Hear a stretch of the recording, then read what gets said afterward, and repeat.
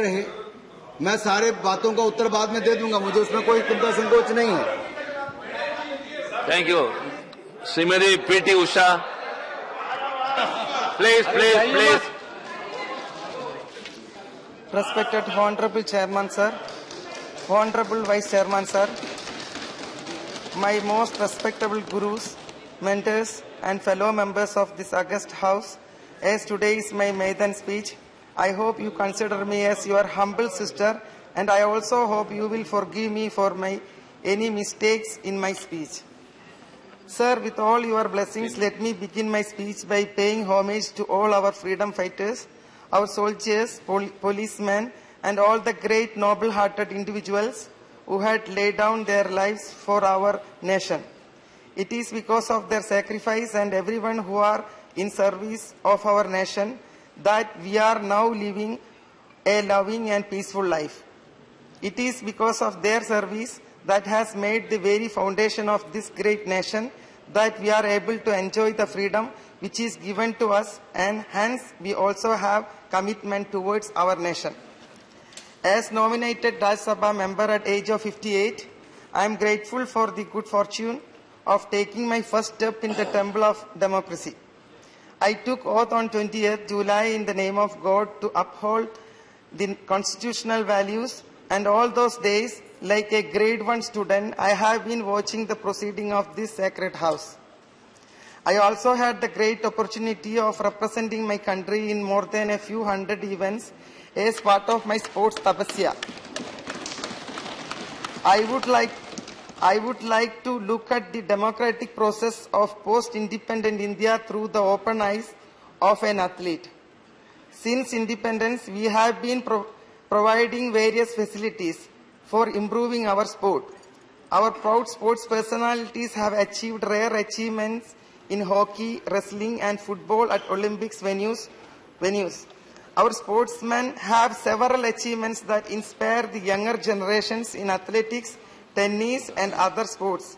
Hockey legend Dhyan Chand and his team, Mevalal ji in football, K.D. Yadav ji in wrestling, Ramanatha Krishnan and Amritraj brothers in tennis, the mighty Milkha Singh ji in athletics, and though India's first female Olympian Mary D'Souza ji. All of them are our true legends. We have achieved great feats in 1980s, but later on, unfortunately, we lost the upper hand in hockey, football, and wrestling. With the 1983 World Cup trim, the prestigious of our nation in the field of cricket has risen once again, such that we were the world champions in another major sporting event after hockey. In the 1960 Rome Olympics, we lost the medal of Milkha Singh ji by fraction of a second, and it was repeated once again in 1984 with a difference of 1/100th of a second. Thereafter, me being a girl from the remote place of Payoli in Kerala, a village without any facilities to pursue my sporting dreams, met the spoke for the first time to the then Prime Minister, late Srimati Indira Priyadarshini ji, which was of the most precious moment of my life. Then, by running up to year 2000 and training my younger generation till yesterday, this devotee has dedicated herself to the betterment of sports, Indian sports, and once again had the rare privilege of meeting Honorable Sri Narendra Modi ji, the most admired Prime Minister among the world nations. All the while we can count the achievements of our nation in the field of sports since 1984. We embraced the sports as a self-criticism as there was no overall growth. I wish to mention that our achievements in athletics, tennis, weightlifting, cricket, chess, billiards and snooker, badminton, boxing events are huge. From the time when our beloved Vajpayee ji became the Prime Minister until 2014, only a few silver stars were seen performing at bigger stages. In terms of infrastructure developments, in addition to things such as training grounds, conditioning facilities, and improved diets, better treatment facilities were not adequately available than until come 2014. In the 1980s, I used to travel from Paioli by train for up to 4 days to reach Delhi to work out on athletic tracks.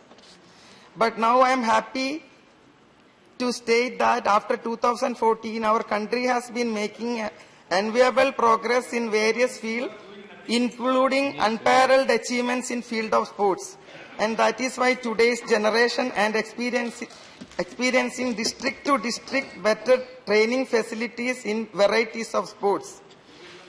Facilities such as synthetic tracks, swimming pools and gymnasiums and other amenities are being made readily available. The new generation sportsmen are now getting better coaches, scientific diets and resting facilities. But there is one department which needs more emphasis, and that will be the field of sports medicine and sports science. The front-running top 10 nation in the field of sports and Olympic has backing of modern sports science technology and support of sports medicine system. Injuries are an inseparable part of the sports, and the Department of Sports Science and Sports Medicine has an important role to play in helping sports personalities recover from injuries as fast as possible in bringing them back to training in a short period of time. Unfortunately, in our country, this branch is still in its infancy. We need to have immediate and special attention to this sector. This is the time to become self-reliant, and in those terms, I strongly suggest that sports science, sports medicine and coaching should come under the scheme of our beloved Prime Minister, Sri Narendra Modi ji's dream project, Atmanirbhar Bharat. Now, all this has been mentioned only as an introduction, but on the contrary, over the past 20 years, there has been general tendency towards doping, or what we can call as an abuse of performance-enhancing drugs and steroids. According to today's statistics, India ranks third in the number of individuals who have been tested positive for steroids and punished for doping. In this context, the nation which is ranked 1 in the number of individuals tested positive for steroid has already been excluded from the world sports by other countries. I wish to mention that this serious concern which need to be addressed immediately. We are yet to open our eyes to abuse of doping in our country, which was once earlier confined only to the senior national levels, has now reached the juniors, college and school level, which is serious concern that need to be addressed. When talented sports individuals are abusing performance enhancing drugs, they are not only sacrificing their career and life for short-term benefits, but they are also spoiling the talents of upcoming sports individuals who work very hard to improve their performance levels.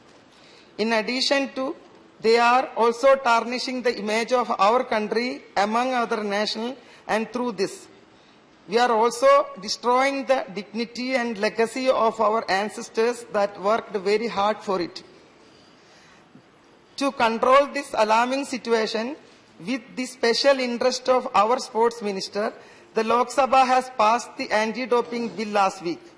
While this phenomenon can be controlled to some extent through legislation, yet still more effective measures are impressive and needed to be taken. We should create awareness about the abuse of performance-enhancing drugs in sports among athletes, coaches and parents, and there should be no delay in taking timely action and appropriate ban against those who test positive of doping. At the same time, the activities of National Anti-Doping Agency, NADA, should be accelerated and should be given the freedom to operate without any other obstacles. National Anti-Doping Agency and the National Dope Testing Laboratory in New Delhi should get necessary financial freedom, and all competition must be brought under the watchful eye of NADA. And not only for the competition, but also for the preparatory time also should be tested. For instance, in a competition with the participation of 800 athletes, The NADA authorities are used to come up with just an anti-doping kit, and it can be undoubtedly said that such measures are happening because of the financial constraints and lack of adequate manpower. It is only through the timely interventions of our legislatures, state these people and the people of representatives who should be more assertive regarding matters related to sports and should be every means ensure that a better opportunity is created for our sports individuals to showcase their true talent and potential among world nations.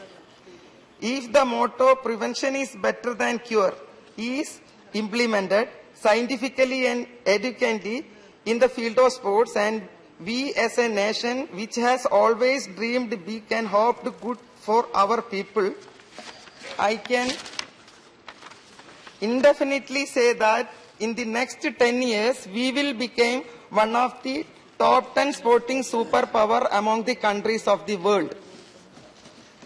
I wish to mention that we have reclaimed the Olympic medal in 2020, which we had previously missed in 1960 and 84. Now let us give support to our upcoming sport talent by all means and respect so that they can compete vigorously in the upcoming Olympics and World Championships and win with the flying colors so that millions of Indians living in other countries and our Bharat can stand with their heads held high. Today's faith is the strength of tomorrow. On this note, let us all work for the betterment of new and strong India.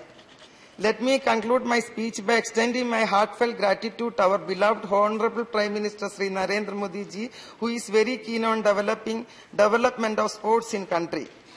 As a daughter of Bharat Mata, I bow my head before her and wish that I could serve this nation for the betterment of sports. Thank you, Honorable Chairman, who gave me this opportunity. I thank everyone once again from the bottom of my heart. Namaskar. Thank you, Srimati P.T. Usha.